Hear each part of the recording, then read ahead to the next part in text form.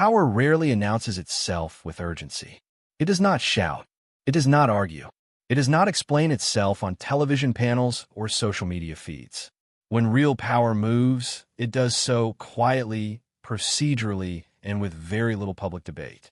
What happened here was not dramatic in the way people expect drama to look. There were no emergency press conferences, no market-wide halts, no headlines repeated for weeks.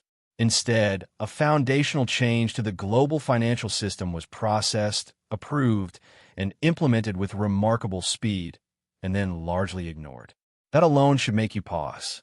Because when something with this level of consequence is moved through the system this efficiently, it usually means the decision was not sudden. It means it was already agreed upon long before anyone outside the system was meant to notice. This video is not about shock. It is not about panic. And it is not about predicting the future. It is about understanding how the financial system actually works when the public is not being spoken to, only managed. Most people believe major financial changes arrive after long public debate. That markets move first and regulators react later. That rules change because something breaks. That belief is comforting, and it is wrong. In reality, the sequence is almost always reversed. The rules change first. The structure shifts quietly, and only later do markets reflect what was already decided behind closed doors. This is why so many people are caught off guard. Not because the information was unavailable, but because they were trained to look in the wrong direction. We are told to watch prices. We are told to follow headlines. We are told that if something truly mattered, everyone would be talking about it. History suggests the opposite. The most important financial transitions rarely feel important at the time. They feel technical, boring, administrative, until suddenly they aren't. This video addresses one of those transitions, not as a prediction, not as a trade idea, but as a structural shift, one that reveals how capital, risk, and power are being reprioritized inside the banking system itself. Before we go any further, two popular myths need to be dismantled. The first is the idea that holding forever is a strategy. It is not. It is a slogan, a comforting narrative that removes responsibility and replaces it with loyalty. Real capital does not behave this way. Institutions do not hold forever. They rotate. They rebalance. They exit phases when the structure changes. The second myth is the belief that this time is different. This phrase appears at every peak and disappears at every collapse. What is different is never human behavior. What changes are the rules, the incentives, and the constraints placed on institutions. Cycles repeat because psychology repeats. Structures matter because they shape that psychology. This documentary is framed around cycles, not outcomes. Cycles of regulation, cycles of leverage, cycles of confidence and complacency. Nothing here requires you to believe in a specific forecast. It only requires you to understand how systems behave when incentives are altered. Because when rules change, behavior follows. Always. What makes this moment unusual is not speed alone. It is silence. The absence of sustained coverage is not an accident. It is a feature of how modern financial systems maintain stability. Public understanding is not a requirement for implementation. Compliance is. Banks do not debate. They adjust.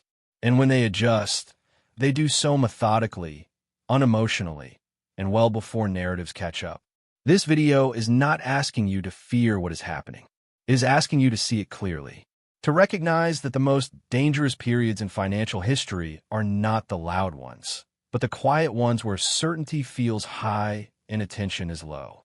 By the end of this documentary, you will understand how this rule change fits into a much larger historical cycle, how market psychology evolved around structural shifts, who tends to benefit early, who tends to get trapped late, and why preparation is not about guessing what happens next, but about understanding where you are in the cycle. Not to act impulsively, not to panic, but to think clearly when others won't. How the system actually works. To understand why this rule matters, you must first understand how the modern banking system views risk. Not how it talks about it, but how it measures it. Banks do not think in terms of beliefs. They think in terms of balance sheets. Assets are not equal simply because they have value. They are equal only if regulators say they are equal. Risk weighting is the language of power inside finance. It determines how much capital a bank must hold against an asset. Lower risk weight means lower capital cost.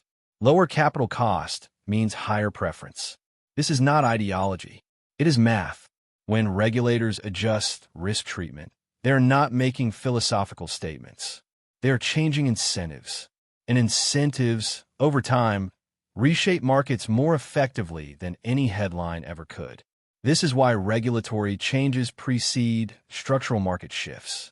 Institutions do not wait for confirmation. They respond to constraints. Most observers assume banks drive regulation. In practice, regulation often drives banks, especially in moments when systemic stability is prioritized over short-term profitability. When a rule is rammed through, it usually means alignment already existed. Debate was unnecessary. Resistance had already been neutralized. Market psychology, from early adjustment to late complacency. Markets do not react to information all at once. They react in stages.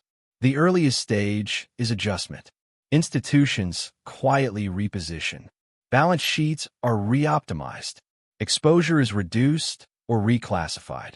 There is no public signal because there is no need for one. The second stage is narrative formation. Analysts begin searching for explanations. Commentators frame isolated movements as unrelated events. Confidence remains high because volatility is low. The third stage is participation.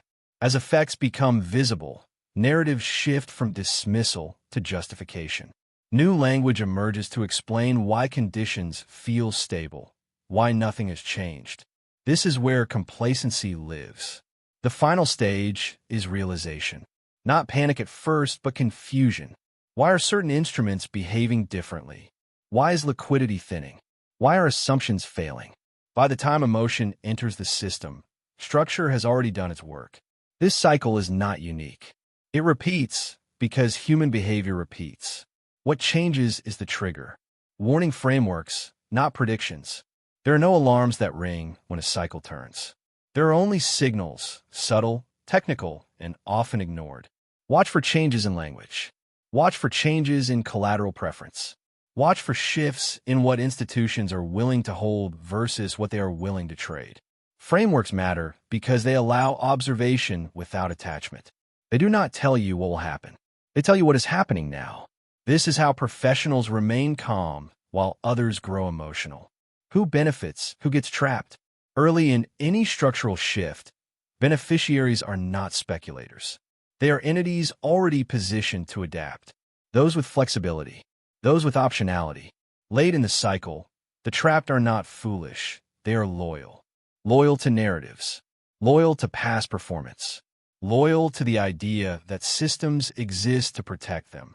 Markets do not reward loyalty. They reward alignment. Those who suffer most are rarely the most reckless. They're often the most confident that nothing has changed.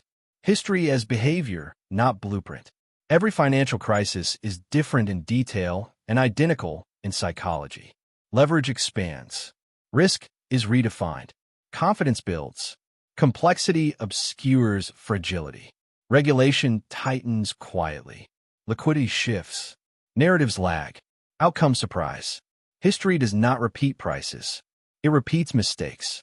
This is why historical parallels should never be used to predict outcomes, only to understand behavior. Facts versus narratives. Facts are structural. Narratives are comforting. Facts tell you how capital is treated. Narratives tell you why you shouldn't worry. The longer a narrative persists after facts change, the more violent the eventual adjustment tends to be. This is not a threat. It is an observation. Controlled tension. Nothing here requires urgency, but it does require attention. The most dangerous position in any cycle is not fear. It is certainty. Certainty that rules do not change. Certainty that institutions will warn you. Certainty that exits are always available. They aren't. If there is one lesson history teaches repeatedly, it is this: cycles always end. Not because someone predicts them, not because the public agrees, but because systems are finite. Incentives exhaust themselves. Confidence overshoots reality, and structure eventually reasserts control. The purpose of understanding this shift is not fear. It is clarity. Fear narrows thinking.